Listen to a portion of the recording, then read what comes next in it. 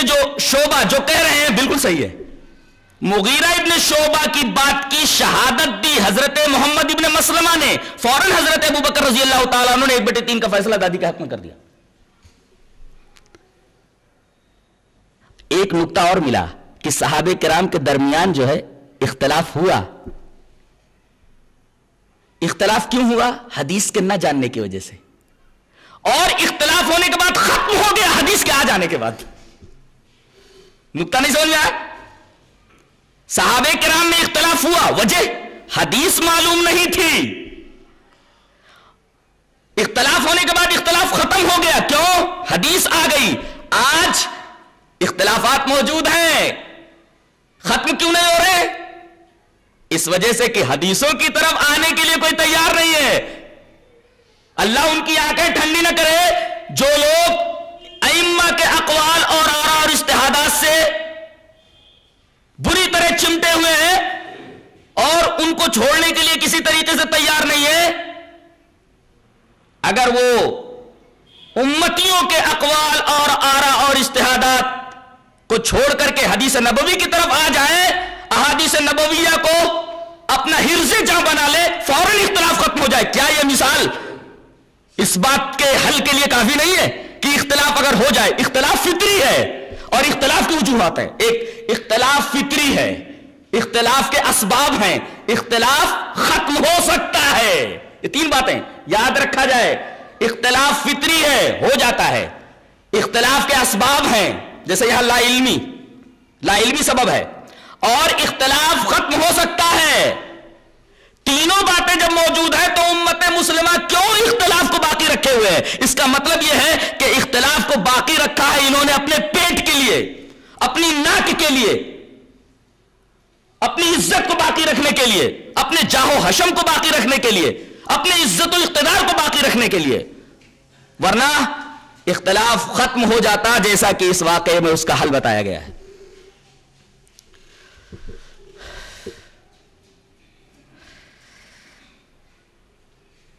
حضرت عمر رضی اللہ تعالیٰ عنہ کے ہاں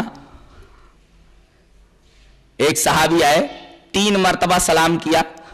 جب جواب نہیں ملا حضرت عمر کے گھر سے تو واپس جانے لگے. حضرت عمر نے جلدی سے دروازہ کھولا اور کہا اے کہاں جا رہا ہو؟ ادھر آؤ. کہا کہ السلام علیکم. وعلیکم السلام.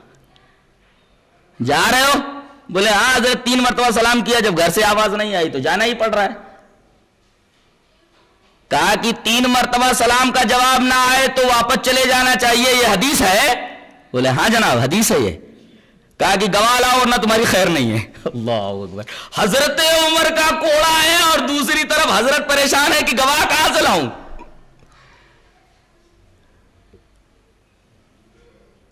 اتفاق سے ایک صحابی مل گئے جنہوں نے آ کر کے گواہی دی، تب ان صاحب کی جان چھوٹی. اس سے یہ پتا چلتا ہے کہ صحابہ کرام بھی حدیث کو ایسے ہی نہیں لے لیتے تھے، بلکہ اس کو قبول کرنے کے لیے شہادت مانگتے تھے. شہادت مل جاتی تھی تب حدیث کو لیتے تھے.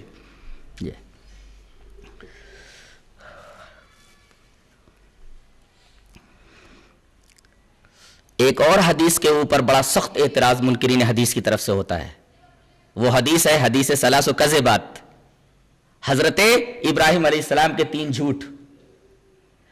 ان کا اعتراض یہ ہے کہ قرآن حکیم کہتا ہے کہ حضرت ابراہیم صدیق تھے، نبی تھے. انہو کان صدیقا نبیا.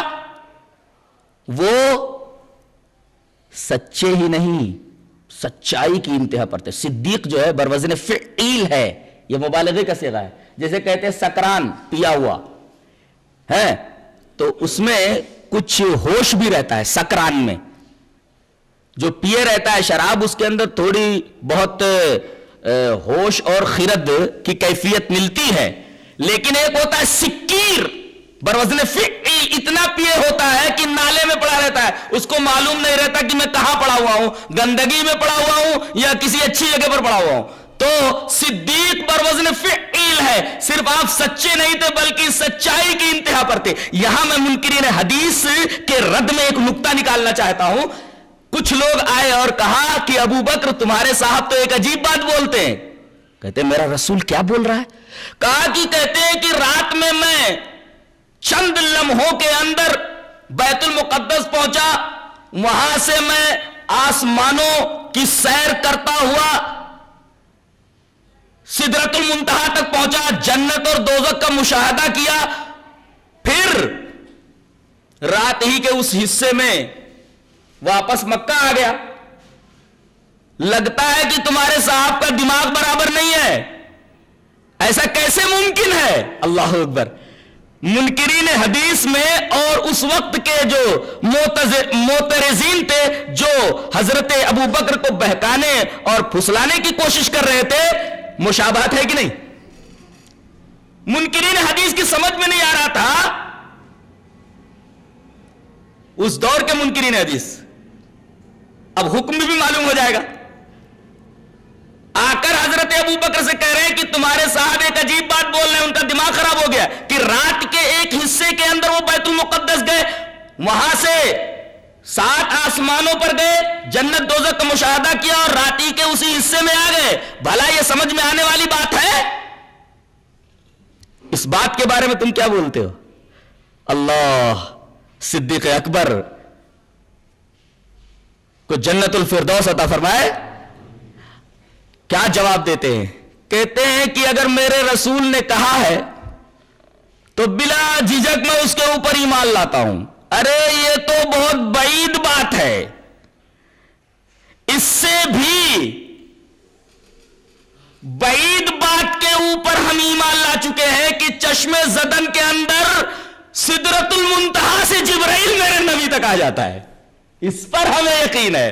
یہ تو رات کے ایک حصے میں گئے بیت المقدس، وہاں سے 7 آسمان پار کر کے گئے اور جنت دوزخ کا مشاہدہ کیا، اس سے بعید بات کے اوپر ہم ایمان لاتے ہیں کہ چشم زدن کے اندر جبرائیل آسمان سے زمین پر میرے نبی کے پاس آ جاتا ہے۔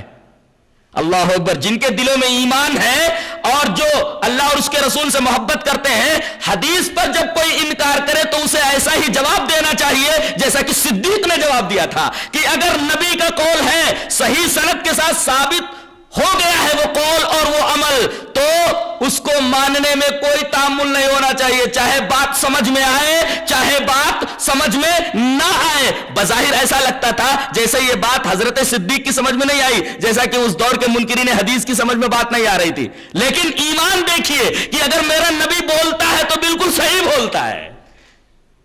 ایسے ہمارا ایمان ہونا چاہیے کہ نبی کی بات آ جائے تو چاہے سمجھ میں آئے یا نہ آئے، صحیح سند کے ساتھ ہمیں معلوم ہو جائے تو اس پر ایمان لانا ضروری ہے۔ یہ صدیق اکبر کی سنت ہے۔ اور دوسری بات یہ معلوم ہوئی کہ کفار مکہ میں اور منکرین حدیث میں کوئی فرق نہیں ہے۔ جیسے وہ کوئی بات نبی بولتے تھے ان کی سمجھ میں نہیں آتا تھا تو فوراً انکار کر دیتے تھے اور مذاق اڑاتے تھے، استہزاء کرتے تھے کہ ایسا کیسے ہو سکتا ہے رات کے ایک حصے میں بیت المقدس جانا اور پھر آسمانوں کی سیر کر کے رات کے اسی حصے میں واپس آ جانا، عقل اس کو محال سمجھتی ہے۔ منکرین حدیث بھی یہ کہتے ہیں ایسا کیسے ہو سکتا ہے، ہم کیسے اس کو تسلیم کر لیں؟ اس لیے کہ یہ بات درایت کے خلاف ہے، ہماری عقل کے خلاف ہے۔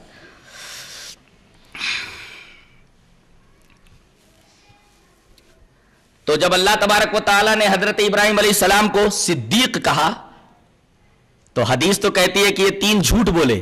بظاہر قرآن کا بیان حدیث کے بیان سے متصادم ہے۔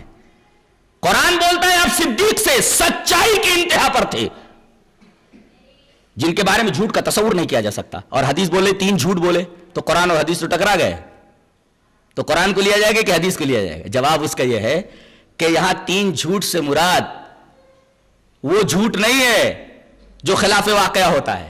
جھوٹ کسے بولتے؟ خلاف واقعہ بات کو، جو حقیقت میں نہ ہو۔ یہاں جھوٹ کا ایک اور مطلب ہوتا ہے جس کو توریہ کہتے ہیں۔ توریہ یہ عام طور پر لوگوں کے درمیان رائج ہے، جو مجازن کذب تو ہوتا ہے، مجازن جھوٹ ہوتا ہے، لیکن حقیقتاً جھوٹ نہیں ہوتا۔ اس کی میں ایک مثال دیتا ہوں۔ انگریزوں کے زمانے میں ایک مولوی صاحب کو گرفتار کرنے کے لیے کچھ انگریز سپاہی آئے اور انہی کے پاس آ کر کے کھڑے ہو گئے، کہنے لگے بھائی تم نے فلاں شخص کو دیکھا ہے، فلاں شخص کے بارے میں بتا سکتے ہو کہ وہ کہاں ہے؟ وہ صاحب جہاں کھڑے ہوئے تھے 2 قدم پیچھے ہٹ گئے، بولے ابھی